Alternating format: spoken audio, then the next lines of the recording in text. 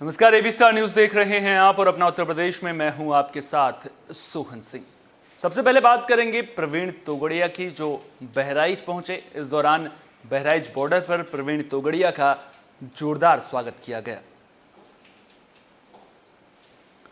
बहराइच पहुंचे अंतर्राष्ट्रीय हिंदू परिषद और राष्ट्रीय बजरंग दल के अध्यक्ष डॉक्टर प्रवीण तोगड़िया का जोरदार स्वागत किया गया। उत्तर प्रदेश चुनाव से पहले प्रवीण तोगड़िया का बहराइच का दौरा काफी अहम माना जा रहा है। प्रवीण तोगड़िया हिंदू रक्षा दल के कार्यक्रम में शिरकत करने पहुंचे, जहां बहराइच सीमा में प्रवेश करते ही तोगड़िया का कार्यकर्ताओं ने भव्य स्वागत किया।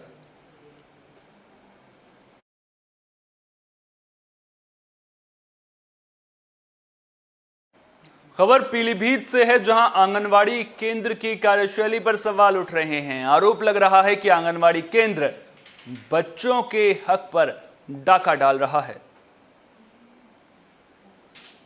तो आंगनवाड़ी केंद्र में बड़ा फर्जीवाड़ा सामने आया है। पूरनपुर तहसील के बंजोरिया गायब का यह पूरा मामला बताया जा रहा है, जहां आरोप लग रहा है कि आंगनवाड़ी कार्यकर्ता बच्चों के पेट पर डाका डाल रही है। आंगनवाड़ी कार्यकर्ता का एक वीडियो वायरल हो रहा है, जिसमें खुलेआम बच्चों को मिलने वाला पुष्टाहार बेचा जा रहा है। लग्जरी गाड़ियों में इसकी सप्लाई होती हुई नजर आ रही है। पुष्टाहार बिकने का ये वीडियो वायरल हो रहा है और अब कई सवाल खड़े हो रहे हैं। सवाल उठ रहा है कि आखिर बच्चों को उनका हक क्यों नहीं मिल पा रहा है, और अगर बच्चों को उनका हक नहीं मिल पा रहा है, आंगनवाड़ी कार्यकर्ता पर जो आरोप लग रहे हैं वो आरोप सही हैं, तो फिर कार्रवाई क्यों नहीं की जा रही है।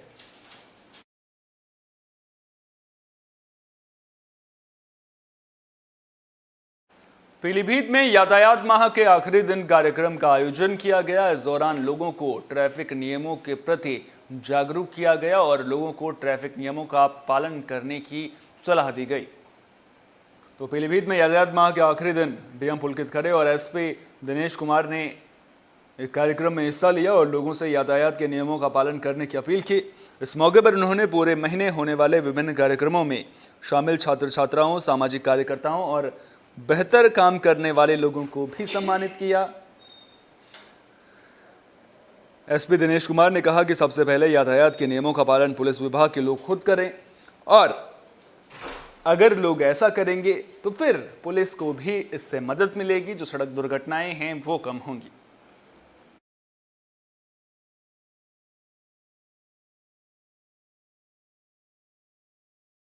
कासगंज में पुलिस और गौ तस्करों के बीच मुठभेड़ की खबर सामने आ रही है। आपको बता दें कि इस मुठभेड़ के बाद 3 तस्करों को गिरफ्तार किया गया है, जिनमें से 2 के पैर में गोली लगी है। तो कासगंज जनपद की कोतवाली ढोलन क्षेत्र के मारहरा रोड पर बैरियर लगाकर चेकिंग करने के दौरान कासगंज पुलिस और एसओजी टीम को बड़ी कामयाबी मिली है। चेकिंग के दौरान पुलिस की गौ तस्करों से मुठभेड़ हो गई और पुलिस ने मुठभेड़ के दौरान 2 गौ तस्कर अपराधियों के पैर में गोली मार दी, जबकि एक अन्य आरोपी को पुलिस ने गिरफ्तार किया है। वहीं 3 अपराधी अंधेरे का फायदा उठाकर भागने में कामयाब रहे। गोली लगने से घायल हुए दोनों आरोपियों को इलाज के लिए अशोकनगर सीएचसी में भर्ती कराया गया है। वहीं पुलिस ने गिरफ्तार किए गए तीनों गौ तस्कर के कब्जे से 315 बोर की 3 तमंचे, 6 खोखा और 5 जिंदा कारतूस और 1 पिकअप गाड़ी बरामद की है। आज रात्रि चेकिंग के आदेश मेरे द्वारा दिए गए थे। शहर में होने वाली घटनाओं की रोकथाम के लिए चेकिंग के आदेश दिए गए थे। इसी क्रम में थाना क्षेत्र ढूलना में मरेरा रोड पे जो बैरिकेडिंग लगा के पुलिस अपनी चेकिंग कर रही थी, एक टाटा 407 का पिकअप व्हीकल वहाँ से पास हो रहा था। जब उसको रोकने का इशारा किया तो बैरिकेडिंग को उड़ाते हुए वो आगे निकल गया, उसका पीछा किया गया। गाड़ी को रोकने के बाद जो बदमाश अंदर बैठे थे, जो कि 6 थे नंबर में, उन्होंने फायरिंग शुरू की। यूपी में चुनाव नजदीक हैं, लिहाजा तैयारियां परवान चढ़ती हुई नजर आ रही हैं। लगातार नेताओं की रैलियां और दौरों का सिलसिला भी शुरू हो चुका है। इसी कड़ी में बीजेपी अध्यक्ष स्वतंत्र देव सिंह आजमगढ़ पहुंचे, जहां उन्होंने कहा कि पार्टी के वरिष्ठ नेताओं ने 300 प्लस सीटें जीतने का लक्ष्य दिया है, जिसे परिश्रम के साथ जनता के आशीर्वाद से पूरा करेंगे। वहीं पिछले दिनों प्रयागराज और आजमगढ़ में दलितों की हत्या पर उन्होंने कहा कि किसी भी अपराधी को बख्शा नहीं जाएगा। स्वतंत्र देव सिंह आजमगढ़ के पौराणिक दुर्वासा मधाम मंदिर के गर्भगृह में चांदी के छत्र के लोकार्पण और महिला स्नानगार के शिलान्यास कार्यक्रम में पहुंचे। बीजेपी प्रदेश अध्यक्ष ने कहा कि मोदी जी गरीब घर से आए, इसलिए गरीब महिलाओं के लिए शौचालय, पक्का मकान, इलाज के लिए आयुष्मान कार्ड, फ्री राशन के साथ अब दिसंबर से 1-1 किलो चीनी, दाल, नमक और तेल भी फ्री मिलेगा। वहीं कहा कि आजमगढ़ आतंकवादियों के लिए पहले जाना जाता था, अब यहां विश्वविद्यालय दिए हैं जो शिक्षित युवाओं को रोजगार भी देगा। पूर्वांचल एक्सप्रेसवे जनपद के विकास की रीढ़ साबित होगी। कुल मिलाकर बीजेपी सरकार की योजनाओं को गिनवाते हुए स्वतंत्र देव सिंह नजर आए। उन्होंने कहा कि बीजेपी लगातार अच्छा काम कर रही है, मोदी सरकार अच्छा काम कर रही है, जिसका फायदा जनता को मिल रहा है। विकास के नाम पर वोट देंगे, ईमानदारी के नाम पर वोट देंगे, गरीबों के कल्याण के नाम पर वोट देंगे, तो हम विकास के नाम पर चुनाव लड़ेंगे। अखिलेश जी 400 सीट का दावा कर रहे हैं, आजमगढ़ से क्या उम्मीद है आपको? आप देखते जाओ। कुल मिलाकर हम जनता की सेवा करने के लिए आए हैं, जनता को लूटने नहीं आए हैं। विकास के खबर कन्नौज से है, जहां सपा कार्यकर्ताओं का प्रदर्शन देखने को मिला है। सपा कार्यकर्ताओं ने बीजेपी से सवाल पूछा है कि आखिर गरीबों को घर कब मिलेगा। तो सपा सरकार में गरीबों को पक्की छत मुहैया कराने के लिए जिले के छिबरामऊ कस्बा में शंकरपुर रोड स्थित कस्तूरबा गांधी विद्यालय के पास आसरा योजना के तहत आवासों का निर्माण कराया गया था। करीब 26 करोड़ की लागत से 444 आवासों का निर्माण कराया गया। अभी तक गरीबों को आवास आवंटित न होने से सपा कार्यकर्ताओं में आक्रोश है। आवास आवंटित किए जाने की मांग को लेकर सपा कार्यकर्ताओं ने विरोध प्रदर्शन किया। आरोप लगाया कि बीजेपी गरीबों के हितों की बात करती है, लेकिन सालों से आवास बनकर तैयार है, उसके बावजूद गरीबों को आवास आवंटित नहीं किए गए हैं। लोग पॉलिथीन डालकर रहने को मजबूर हैं। कहा कि सपा सरकार जाने के बाद प्रदेश सरकार ने इन आवासों की ओर मुड़कर तक नहीं देखा। लेकिन कब होगा, क्यों नहीं दिख रहा है, और क्यों यहाँ के जनप्रतिनिधि हैं बड़ी विकास की बात करते हैं, बड़ी गरीबों की बात करते हैं। अरे ये सब आपको इतनी बड़ी बड़ी बिल्डिंग आपको बनवाना तो दूर रहा, मुझे मालूम है आप कुछ नहीं बनवा सकते, कुछ नया नहीं कर सकते, आपके अंदर वो क्षमता नहीं है, लेकिन कम से कम ये गरीबों इसलिए लड़ रहे हैं। ये पैसा किसी बाप का नहीं है, ये हिंदुस्तान की गरीब जनता, हम सबका खून पसीने की गाढ़ी कमाई का पैसा है, इसलिए हम गरीबों के हित की लड़ाई समाजवादी लोग लड़ने आए। उन्नाव से प्रेमी जोड़ी की आत्महत्या की खबर सामने आ रही है। इस घटना के बाद परिजनों में मातम का माहौल देखने को मिल रहा है। वहीं पुलिस पूरे मामले की जांच कर रही है। तो उन्नाव में प्रेमी युगल की आत्महत्या का सनसनीखेज मामला सामने आया है। इस घटना से परिजनों में कोहराम मच गया है। उन्नाव जिले में अजगैन कोतवाली क्षेत्र के मिश्रीगंज गांव में प्रेमी युगल का शव बाग में फंदे से लटकता मिला। शव देख हड़कंप मच गया। पुलिस ने पहचान करा, परिजनों को बुलाया। दोनों के परिजन शव देख बदहवास हो गए। पुलिस जांच कर रही है। पूर्वा कोतवाली क्षेत्र के मिर्जापुर का गांव का यह पूरा मामला बताया जा रहा है, जहां एक युवक और एक युवती ने आत्महत्या कर ली है। फिलहाल आत्महत्या की वजह तलाशने की कोशिश की जा रही है। अजगैन के कनवा गांव में एक प्रेमी युगल की एक पेड़ से लटके होने की सूचना प्राप्त हुई थी। उनके शव प्राप्त मिले थे। इस संबंध में थाना पुलिस के द्वारा पंचायतनामा कार्रवाई करा करके अग्रिम विधिक कार्रवाई कराई जा रही है। तो फिर हमारे नींद आ गई 3 बजे बाद। उसके बाद फिर हम सुबह जब उठे 9 के बाद हमने नाश्ता वगैरह किया और इधर उधर जो करना हुआ देरी टाइम ने मामा को फ़ोन भी किया कि कुछ खबर मिली, तो उन्होंने कहा अभी तो नहीं मिली। फिर हम वही 10 बजे करीब मम्मी के पास फ़ोन आया। मम्मी नीचे रोने लगी, चिल्लाने लगी, तो हम फिर नीचे उतर के गए मम्मी के पास। उन्होंने बोला कि दोनों लोगों ने फांसी लगा ली। फिर तभी हम लोगों ने गाड़ी से यहाँ। सोनभद्र से जो खबर सामने आ रही है वो आपको हैरान कर देगी। दरअसल यहाँ लोगों के बिजली कनेक्शन तो लोगों ने नहीं लिया है, लेकिन उसके बावजूद लोगों के बिजली के बिल आ रहे हैं, जिसके बाद लोग प्रदर्शन करते हुए नजर भी आ रहे हैं। रॉबर्ट्सगंज जिलाधिकारी कार्यालय पर आज सैकड़ों की संख्या में ओबरा तहसील क्षेत्र के पंचगढ़ी के ग्रामीणों ने बिजली विभाग के खिलाफ जमकर प्रदर्शन किया।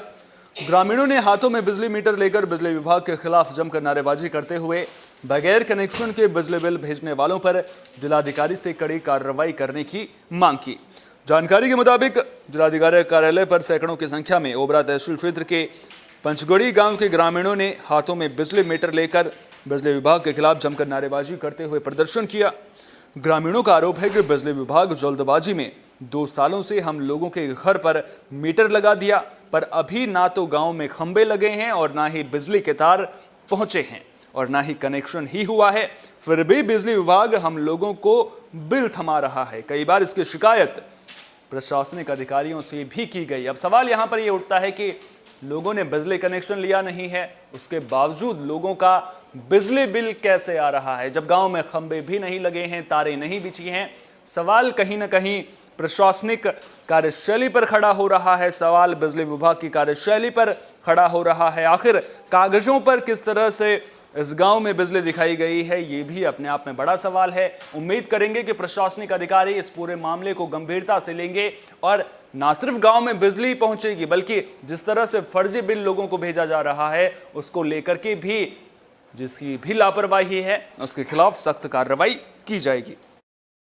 आज हम लोग का कलेक्टर पर प्रदर्शन करने का आने का कारण रहा कि बिना तार और खंभा लगे हमारे गांव में पहले मीटर दिया गया, उसके बाद आज 2 साल बाद हम लोग के यहाँ बिल अचानक से बिजली विभाग के द्वारा भेजा गया। करीब सैकड़ों घरों में बिजली का बिल इनके द्वारा भेजा गया। किसी का 8,000, किसी का 10,000, किसी का 5,000 ऐसे बिल भेजा गया है। ये तो संबंधित विभाग बताएगा, हम बिना जांच कराए क्या कोई बात बताएंगे कि क्या सही है क्या नहीं। इनके ज्ञापन को संबंधित विभाग में भेज दिया जाएगा।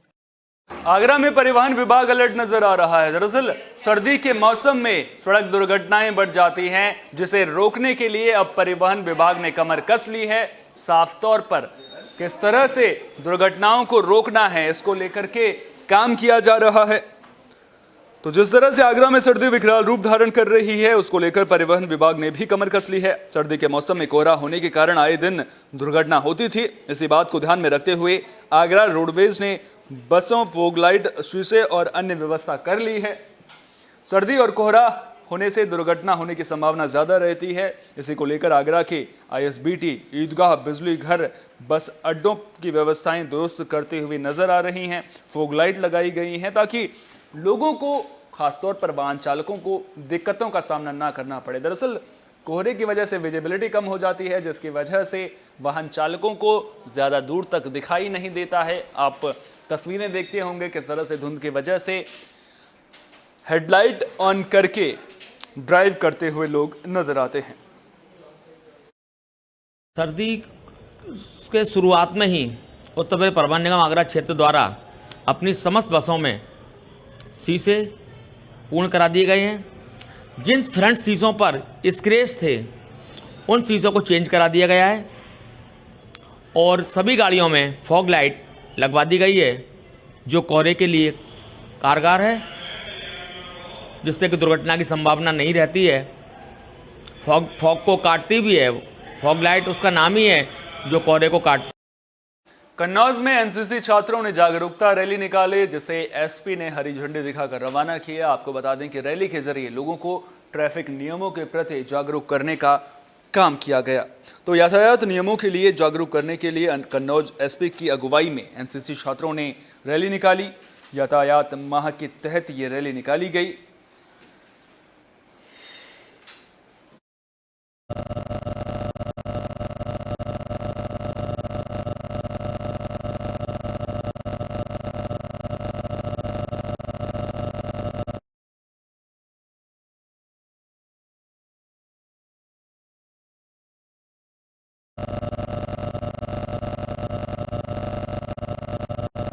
बुलेटिन में मेरे साथ इतना ही। देश दुनिया की तमाम अहम खबरों के लिए आप बने रहिए स्टार न्यूज के साथ, क्योंकि यहां पर खबरों का सिलसिला कभी नहीं थमता।